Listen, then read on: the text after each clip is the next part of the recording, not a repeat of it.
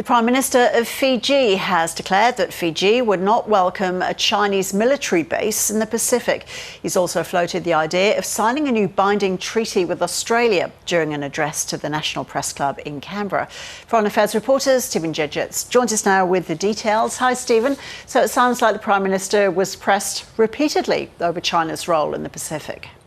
Yeah, this is unsurprising, Ros, given that the so-called permanent contest in the Pacific is often at the forefront of the minds of both policymakers and journalists here in Canberra. So when the Prime Minister of Fiji, Sitiveni Rabuka, sat down in front of the National Press Club to give a speech and answer questions, it was probably inevitable that an awful lot of them would focus on what Beijing wants to do in the region.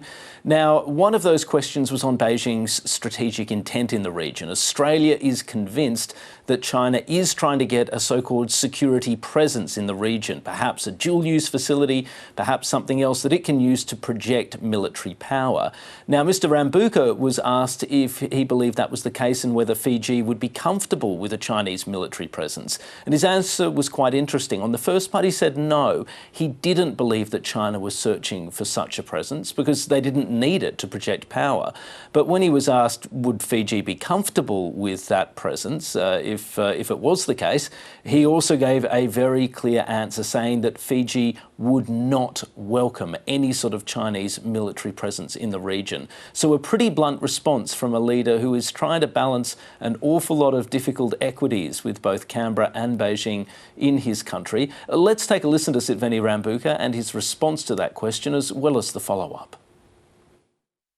I do not believe that China would even need a base in the Pacific.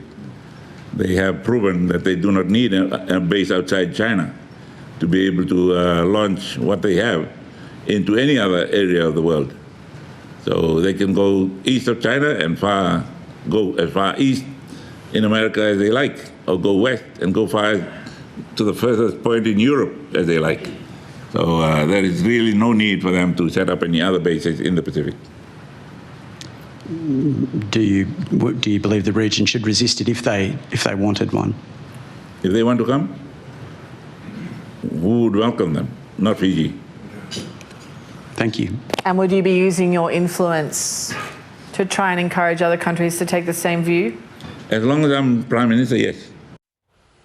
Mr. Rabuka also flagged a new treaty-level agreement with Australia. Stephen, what do we know about this right now?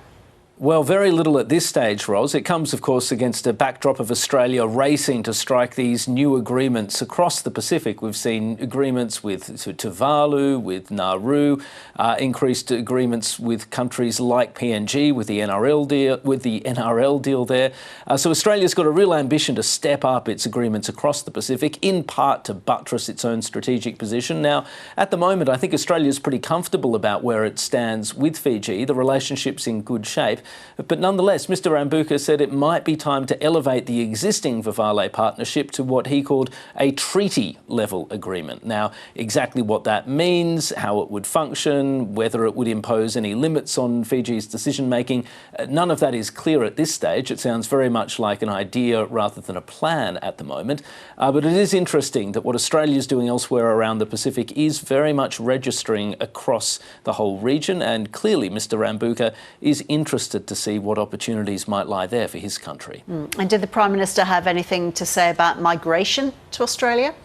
Yeah, this is an interesting one as well, Ros. Just very briefly on this, a few politicians across the Pacific, most recently Vanuatu's Prime Minister, have been pressing Australia to ease migration restrictions into Australia. Now, at the moment, it's quite difficult to get into Australia if you are a Pacific Island national, and that's something that grates not just with elites, but with quite a few everyday people.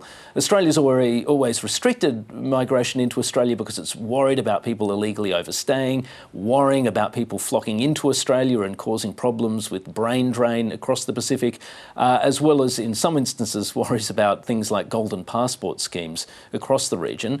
But Mr. Rabuka was asked whether he shared this view, and he gave an interesting and slightly different response. He basically said he wasn't sure that it was a good idea because of the risks involved with free migration, pointing out that it could be exploited by people who want to do the wrong thing, or even criminal groups. So yes, there are some Pacific leaders that want to see a visa visa-free region, almost an EU-style arrangement where people can move throughout the Pacific and into Australia freely. But other Pacific leaders like Mr. Rabuka are a little bit more wary about the idea. Thanks, Stephen.